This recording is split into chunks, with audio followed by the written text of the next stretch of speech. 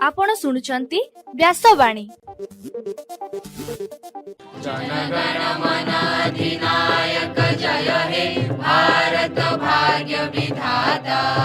पंजाब सिंधु गुजरात मराठा द्राविड उत्कल बंगा। विंध्य हिमाचल यमुना गंगा उच्चल जलधि तरंगा। तव शुभ नामे जागे तव शुभ आशीष मागे। गाए तव जय गाथा जनगण मंगलदायक जय हे भारत भाग्य विधाता। जय हे जय हे जय हे जय जय जय जय हे। या कुंदेन्दु तुषार हार धवला।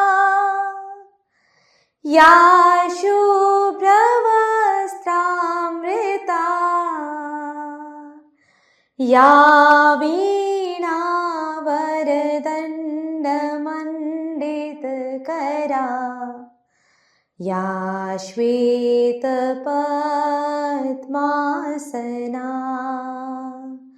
या ब्रह्माश्रुत शंकर प्रभृतिवी। देवै सदा वन्दिता। सा मां पातु सरस्वती भगवती। निशेष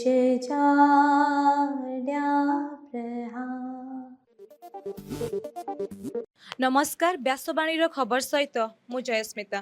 प्रथमे मुख्य खबर। फकीरमोहन विश्वविद्यालय 28तम प्रतिष्ठा दिवस पालन पर प्रस्तुति बैठक अनुष्ठित। राज्य में स्नातकोत्तर पाठ्यक्रम बा पीजी रे नाम लेखिबा पाई सीपेट प्रवेशिका परीक्षा फल प्रकाश पाइला। राज्यर समस्त सरकारी और बेसरकारी अनुष्ठान 500 मीटर पर्यंत अंचल को निशामुक्त पाई उच्चशिक्षा विभाग पक्षरु निर्देशनामा जारी। राज्य सरकार और आदानी कंपानी मध्य 1,10,000 कोटी टंकार प्रकल्प प्रतिष्ठा पाई बुझामणापत्र स्वाक्षरित। लोकसभा भवन में राज्यस्तरीय 64तम फसल बीमा समन्वय कमिटी बैठक अनुष्ठित। भारत और जापान मध्य वाणिज्य एवं आर्टिफिशियल इंटेलिजेंस क्षेत्र में सहयोग पाई बुझामणापत्र स्वाक्षरित। विश्व बजार में औषधित तैल दर कमिला। भारत और इंग्लैंड T20 श्रृंखलार द्वितीय मैच पाई समय परिवर्तन एवं बंगोपसागर घूर्णिबलय जोगु आसंता 3 दिन पर्यंत राज्य में वर्षा आशंका। एबे संपूर्ण खबर। आसंता जुलाई 11 तारिख में फकीरमोहन विश्वविद्यालय 28तम प्रतिष्ठा दिवस पालन करा। एथिपाई विश्वविद्यालय कर्मकर्तांकु नहीं एक प्रस्तुति बैठक अनुष्ठित होइथिला। एही बैठक में कुलपति संतोष कुमार त्रिपाठी अध्यक्षता करथिले। बैठकर निष्पत्ति अनुसार चलित वर्ष विश्वविद्यालय प्रतिष्ठा दिवस को आसंता 6 तारिख रु 11 तारिख पर्यंत सप्ताहव्यापी विभिन्न कार्यक्रम माध्यम आयोजन करा। 6 तारिख में वृक्षरोपण सांग को रक्तहीनता परीक्षा शिविर आयोजन करा। 7 तारिख में छात्र छात्री मध्य वितर्क प्रबंध और चित्रांकन प्रतियोगिता। 8 तारिख में साइकेल शोभा यात्रा। 9 तारिख में प्राक्तन छात्र छात्री सम्मेलन अनुष्ठित हेबो बोली निष्पत्ति निया जायछि। सेहीपरि जुलाई 10 तारिख में विश्वविद्यालय कर्मचारी मध्य बंधुत्वपूर्ण भलीबल प्रतियोगिता अनुष्ठित हेबो एवं 11 तारिख में विश्वविद्यालय प्रतिष्ठा दिवस पालन करा बोली सूचना मिली। चलित वर्ष राज्य में स्नातकोत्तर बा पीजी पाठ्यक्रम नाम लेखा पाई सीपेट परीक्षा फल गतकाली प्रकाश पाई। साम्स पोर्टाल में मेधा तालिका और स्कोर कोड उपलब्ध करा जायछि। एबे छात्र छात्री सेमाने स्कोर कोड देखि पारिबे एवं मेधा तालिका अनुसार सेमाने ऑनलाइन रे कॉलेज और विषय पसंद करि पारिबे। तेबे पीजी एडमिशन कार्यसूची खूब शीघ्र साम्स पोर्टाल रे प्रकाश पाइबो बोली उच्च शिक्षा विभाग पक्षरु कुहा जायछि। एठारे सूचनायोग्य चलित वर्ष रे राज्यर विभिन्न विश्वविद्यालय और महाविद्यालय रे 32,000 रु अधिक पीजी आसन नाम लेखा हेबो। राज्यर समस्त सरकारी और बेसरकारी अनुदान प्राप्त शिक्षानुष्ठानर 500 मीटर दूर पर्यंत कौनसी निशा द्रव्य बिक्री होई परिबो नाही। एहा सहर राज्य रे थिबा कॉलेज गुड़िकर स्थिति जांच करी आसंता 15 दिन मध्य रिपोर्ट प्रदान करिबा पई उच्च शिक्षा विभाग पक्षरु अध्यक्ष मानकु निर्देश दिया जायछि। जांच प्रक्रिया शेष पर समस्त विवरणी निर्दिष्ट पोर्टाल माध्यम दाखल करने बाध्यतामूलक करा जायछि। जदि केही नियम उल्लंघन करी निशाद्रव्य बिक्री करिबार सूचना मिले तेबे आईनगत कार्यानुष्ठान ग्रहण कराजिबो बोली चेतावनी दिया जायछि। राज्यर शिल्प इतिहास एक नुआ अध्याय जोड़ी होइछि। गतकाली आदानी एंटरप्राइजेस लिमिटेड और संयुक्त अरब एमिरेट्स आईएनसी ग्रुप कंपनी मध्य ओडिशा रे प्राय 1,10,000 कोटी टंका निवेश रे एक मेगा समन्वय आलुमिनियम प्रकल्प स्थापन हेबा पई ओडिशा सरकारक शिल्प प्रोत्साहन संस्था इपिकल एवं संयुक्त अरब एमिरेट्स इंटरनेशनल होल्डिंग कंपनी मध्य बुझामणा पत्र एमओयू स्वाक्षरित होइछि।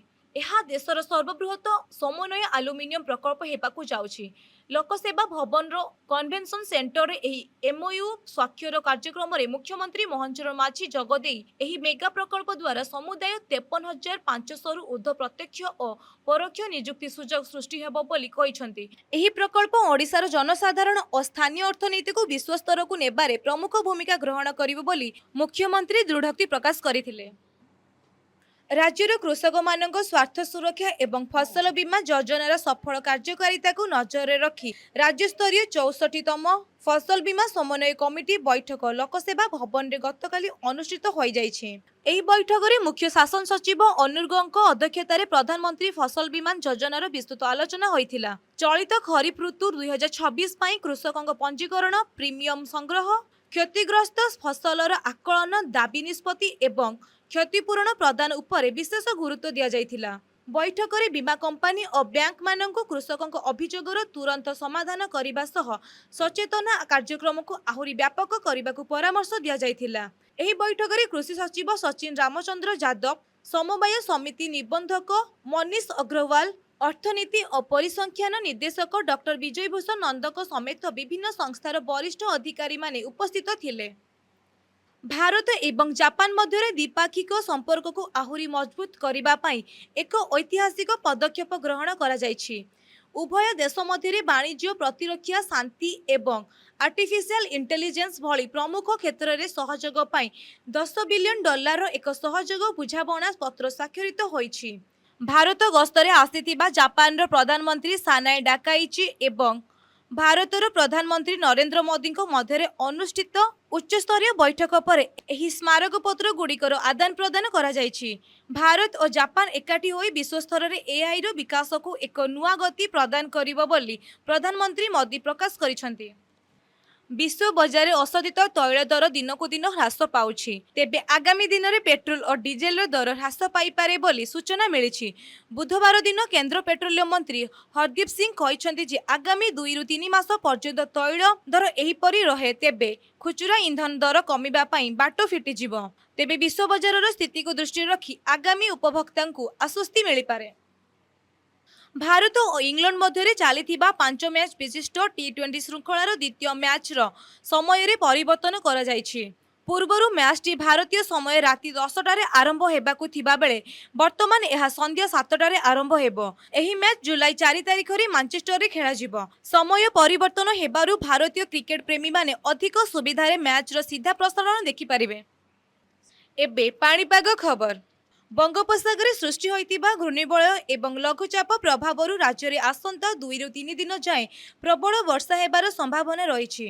विशेषकर उत्तर और दक्षिण ओडिशा रे एहार प्रभाव अधिक देखिबाकू मिलिबो। आंचलिक पाणीपाग विज्ञान केन्द्र सूचना अनुसार आज मालकानगिरी, कोरापुट, नवरंगपुर और बलांगीर समेत राज्यर अधिकांश जिले में प्रबल अति प्रबल वर्षा पाई ऑरेंज वार्निंग जारी करा जायछि। सेहीपरि उपकूल और उत्तर ओडिशार बालेश्वर, मयूरभंज और केउंझर भली जिलागुड़िक घड़घड़ी सह मध्यम धरणर वर्षा पाई सतर्क सूचना रही। समुद्र मध्य झड़ पवनर बेग घंटा को 40 ରୁ 50 किलोमीटर छुईबाकू थिबारु आसंता जुलाई 6 तारिख पर्यंत गभीर समुद्र को न जिबा पाई मत्स्यजीवी मानकु संपूर्ण बारण करा जायछि। जनसाधारण को वज्रपात समय रे सुरक्षित स्थान रे रहिबाकू प्रशासन पक्षरु अनुरोध करा जायछि। एबे आसंतु सुनिबा आजिर स्वास्थ्यवाणी।